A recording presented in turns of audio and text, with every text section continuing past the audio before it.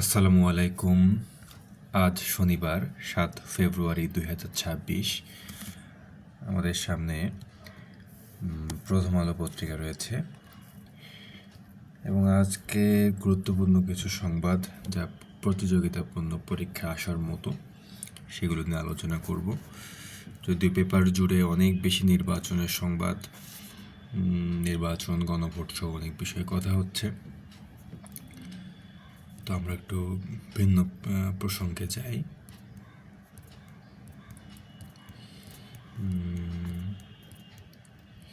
প্রথমে দেখি, আমি এই পুরো যে বিশ্লেষণ অভিমতটাই পড়েছি, আগামী দিনগুলোর জন্য বাংলা ভাষা কতটুকু প্রস্তুত এ বিষয়ে তারিক মঞ্জুর লিখছেন। এত বড় লিখেছেন হচ্ছে তারিক মঞ্জুর। এত বড় একটা লেখা একসাথে পড়ে রাখা সম্ভব না। যেমন এখানে ঈশ্বরচন্দ্র বিদ্যাসাগরের যে বর্ণ পরিচয় 1885 সালে যে গ্রন্থ সম্পর্কে উনি কিন্তু বলেছেন যে আমাদের কিছু বর্ণ ছিল বাংলা ভাষায়, সেগুলো পরে যুক্ত করা হয়েছে। সেটা এসবের যে বর্ণকে ঈশ্বরচন্দ্র বিদ্যাসাগর তার বইয়ে জায়গাও দিয়েছেন। তো এভাবে অনেক বিষয় এখানে দেওয়া আসলে পড়ার মতো। যেমন আমি দেখলাম যে ভাষা গবেষণা অনাগ্রহ। যদি বলা হয় বাংলাদেশের ভাষা সম্পর্কে আসলে কি লেখা যাবে, একটা জিনিস যে বাংলাদেশে দেখি বাংলাদেশে উচ্চতর গবেষণার বিষয় হিসেবে বাংলা ভাষা একেবারে অবহেলিত। গল্প, উপন্যাস, নাটক, কবিতা সহ সাহিত্যের বিভিন্ন শাখায় যথেষ্ট গবেষণা হচ্ছে, কিন্তু বাংলা ভাষা নিয়ে তেমন গবেষণা হচ্ছে না। তাছাড়া প্রাতিষ্ঠানিক ও ব্যক্তিগত উদ্যোগ আগ্রহেই চর্যাপদ সহ অসংখ্য পুরনো পুঁথি আবিষ্কার করা সম্ভব হয়েছিল। 19 শতকের শেষ ভাগ থেকে 20 শতকের প্রথম ভাগে বঙ্গীয় সাহিত্য পরিষদ এবং বিভিন্ন প্রতিষ্ঠান এক্ষেত্রে গুরুত্বপূর্ণ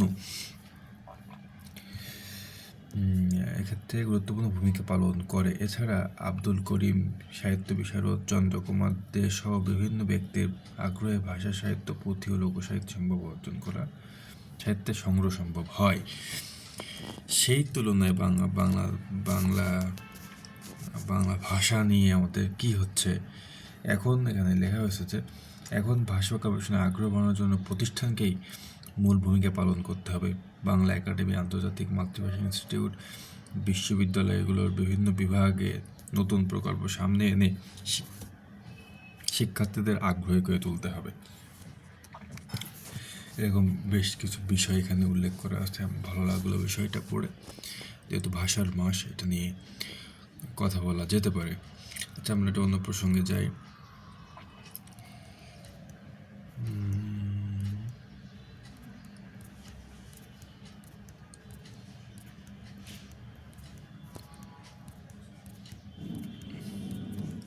আচ্ছা, আমরা এরা দেখি যুক্তরাষ্ট্রের সঙ্গে আলোচনা ইতিবাচক হয়েছে।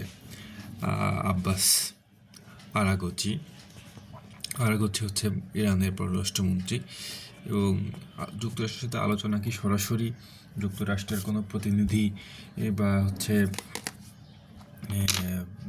কি বলে বা ওদের কোনো কর্মকর্তা এরকমভাবে কি এখানে এসেছে? উত্তর হবে না, এই সিস্টেমে না। এই সিস্টেমটা হচ্ছে যে আলোচনা করা হয়েছে শাটল ডিপ্লোমেসির মাধ্যমে এই আলোচনা করা হয়েছে। এখন কথা হচ্ছে শাটল ডিপ্লোমেসি এটা আসলে কি? শাটল ডিপ্লোমেসি হচ্ছে যে দুই পক্ষ সরাসরি কর্মকর্তারা এক জায়গায় বসেন না, তাদের হয়ে মধ্যস্থতা করেন অন্যজন। এটা একটা বড় রকমের ঐতিহাসিক দিক আছে, আমি এটা বলছি। এখন দেখেন, আরব দেশগুলোর সাথে ইসরায়েলের এ পর্যন্ত 4টা যুদ্ধ হয়েছে। একটা 1948, একটা হচ্ছে 1956, একটা হচ্ছে 1967, আর হলো 1973। 73 সালে যে আরব ইসরায়েল যে চতুর্থ যুদ্ধ সংঘটিত হয়, তখন আরব দেশগুলো তেল রপ্তানি বন্ধ করে দেয়, অর্থাৎ তেলকে তারা অস্ত্র হিসেবে ব্যবহার করে। তখন ইউএসএর তৎকালীন যে পররাষ্ট্রমন্ত্রী হেনরি কিসিঞ্জার হেনরি কিসিঞ্জার এরা সমাধান করার জন্য একটা উদ্যোগ নেয়। এই জন্য উনি বারবার এই তেল আবিব থেকে কায়রো থেকে দামেস্ক থেকে তেল আবিব এগুলো যাতায়াত শুরু করছিল। উনি যে বারবার যে বিভিন্ন পক্ষের সাথে বসছে, কথাবার্তা বলছে এবং একটা ইতিবাচক বিষয় তুলে আনছে, এটাকে আসলে পরোক্ষভাবে যাওয়াকে, এই পুরো প্রক্রিয়াকে বলে শাটল ডিপ্লোমেসি বলে এটাকে। তো এখানে এই ঘটনাই ঘটেছে, শাটল ডিপ্লোমেসি ঘটেছে। বৈঠক যেমন এখানে বৈঠক শেষে আব্বাস আরাগচি বলেন, ইরান ও যুক্তরাষ্ট্র নিজেদের দৃষ্টিভঙ্গিগুলো একে অপরে জানিয়েছে, এটি একটি ভালো শুরু। এমন ইতিবাচকভাবে এগোলে পরমাণু আলোচনা নিয়ে একটি ইতিবাচক কাঠামো তৈরি করা হতে পারে। তবে মার্কিন পররাষ্ট্রমন্ত্রী মার্কো রুবিও গত বুধবার বলেন, তারা কেবল পরমাণু ইস্যুতে সীমাবদ্ধ থাকতে চান না, ওয়াশিংটন চায় এই আলোচনার মাধ্যমে আলোচনায় ইরানের ব্যালিস্টিক ক্ষেপণাস্ত্র কর্মসূচি, মধ্যপ্রাচ্যের সশস্ত্র গোষ্ঠীগুলোকে সমর্থন এবং ইরানের মানবাধিকার গোষ্ঠী পরিস্থিতি সবই অন্তর্ভুক্ত হোক।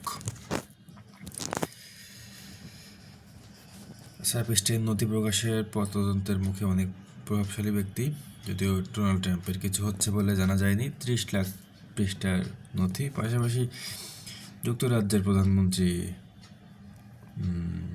স্টারমার্কের খুব চাপে উনি রয়েছেন একই কাণ্ড নিয়ে, কারণ উনি ওদেশে একজন যে দূত পাঠিয়েছিলেন সে এবার ঘনিষ্ঠ ছিল, বেস্টিনের ঘনিষ্ঠ ছিল। তো এখন সেটা সমালোচনার মুখোমুখি তিনি হচ্ছেন। আর তাছাড়া সমালোচনা ট্রাম্পও হয়, তবে ট্রাম্পের কিছু হয় না। ট্রাম্প তো মজাই পায় এগুলো আলোচনায় থাকতে পারলে।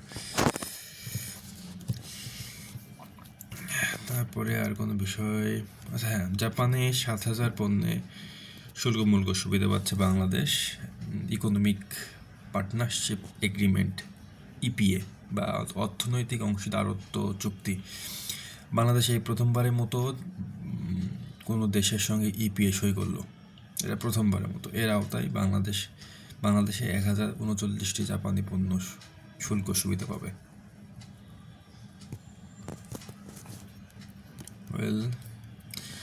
যদিও ওখানে কিছু নাই, স্মরণ করে দিতে পারে, সেটা হচ্ছে যে 21শে পদক দেবে 2026 সালের। এখানে কিন্তু মনোনীত আছেন যেমন চলচ্চিত্র অবদানের জন্য ফরিদা আক্তার ববিতা, ছবি দেখতে পারেন, সবাই চিনি।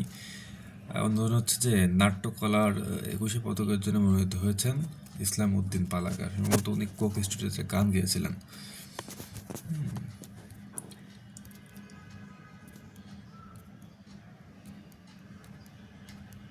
ঠিক আছে, এটুকু একটা বিষয় এখানে জানতে পারি, পরবর্তীতে এটা নিয়ে আলোচনা করা যাবে।